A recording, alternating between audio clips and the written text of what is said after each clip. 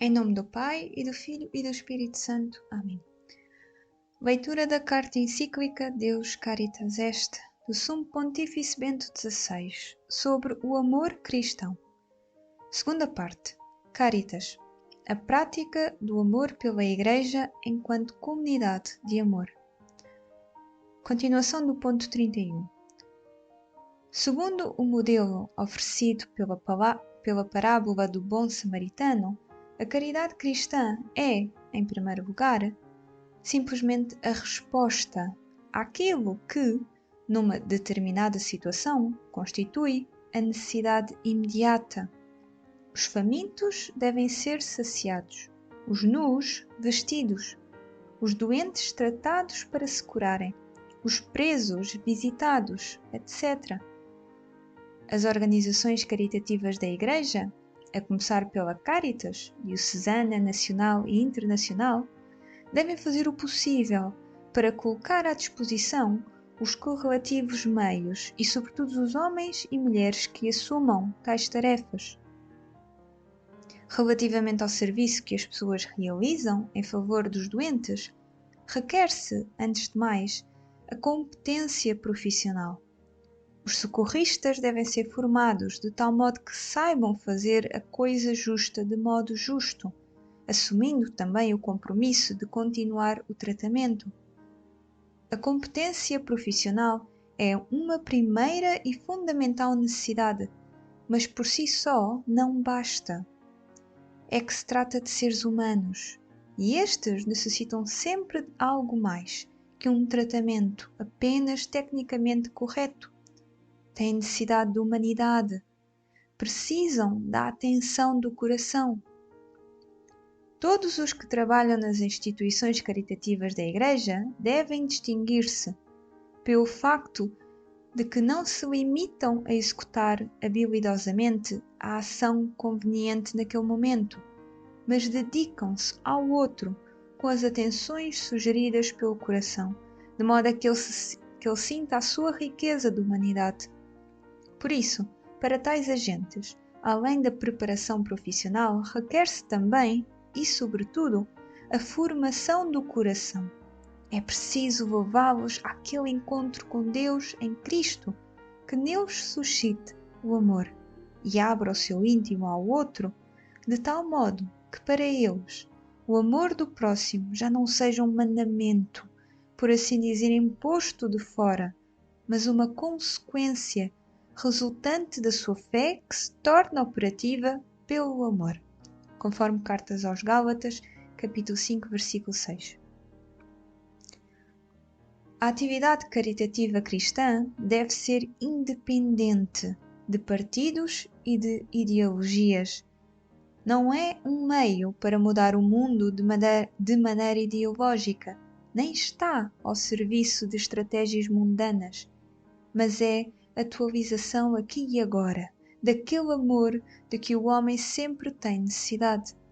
O tempo moderno, sobretudo a partir do 800, aparece dominado por diversas variantes de uma filosofia do progresso, cuja forma mais radical é o marxismo. Uma parte da estratégia marxista é a teoria do empobrecimento. Esta defende que, numa situação de poder injusto, quem ajuda o homem com iniciativas de caridade coloca-se de facto ao serviço daquele sistema de injustiça, fazendo-o resultar, pelo menos até certo ponto, suportável. Deste modo, fica refreado o poder revolucionário e, consequentemente, bloqueada a reviravolta para um mundo melhor. Por isso, se contesta e ataca a caridade como sistema de conservação do status quo. Na realidade, esta é uma filosofia desumana.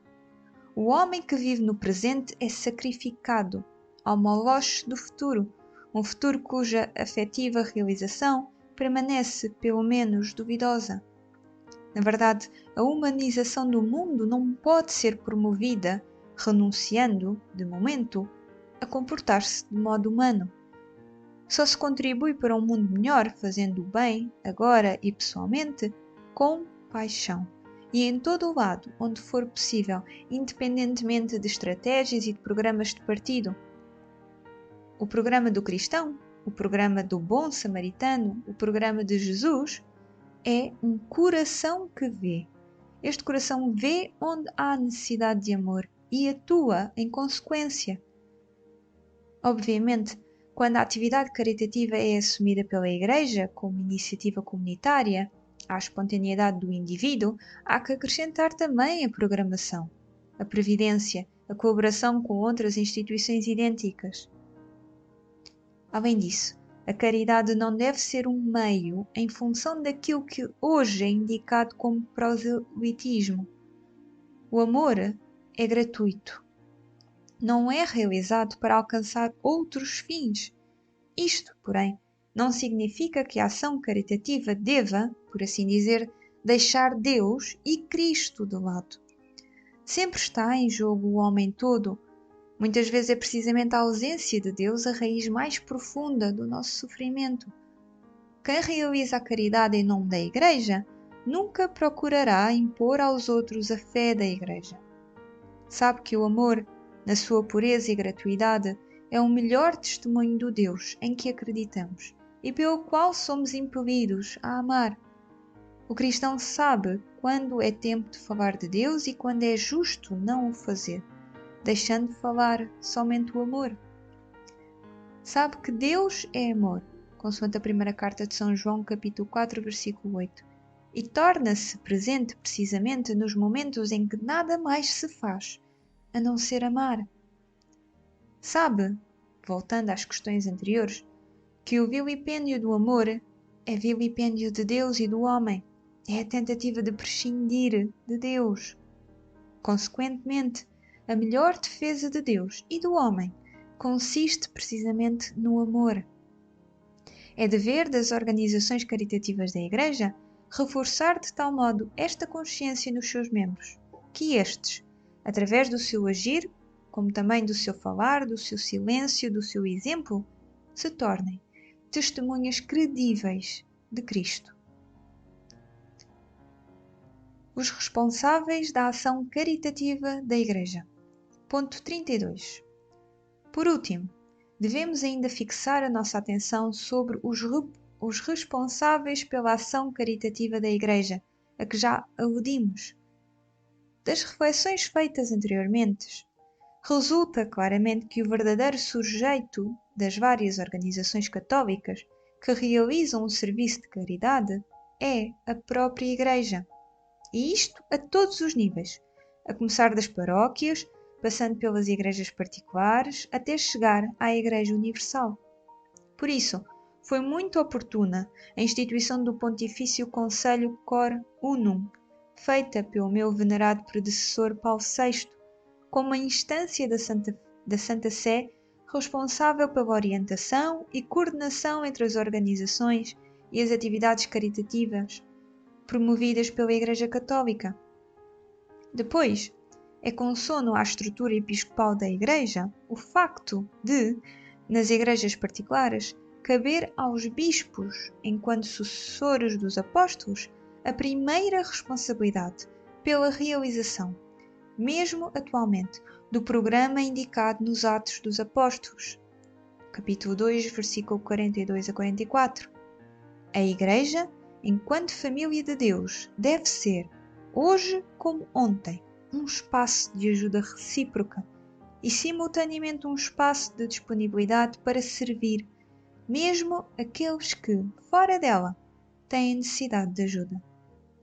No rito de ordenação episcopal, o ato verdadeiro e próprio da consagração é precedido por algumas perguntas ao candidato, nas quais se exprimem os elementos essenciais do seu ofício e são-lhe lembrados os deveres do seu futuro ministério. Neste contexto, o ordenando promete expressamente que será, em nome do Senhor, bondoso e compassivo com os pobres e todos os necessitados de conforto e de ajuda.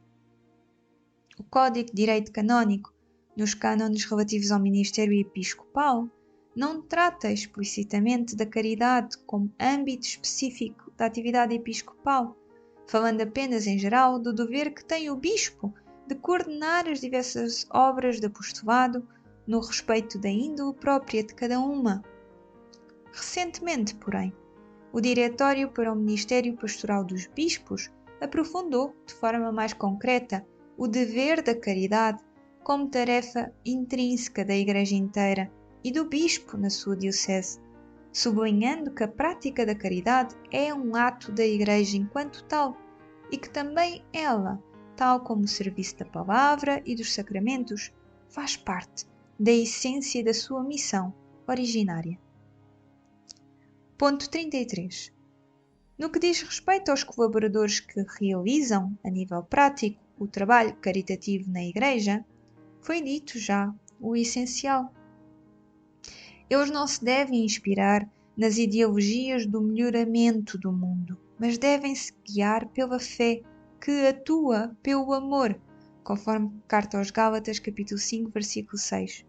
Por isso, devem ser pessoas movidas, antes de mais nada, pelo amor de Cristo. Pessoas cujo coração Cristo conquistou com o seu amor, nele despertando o amor ao próximo.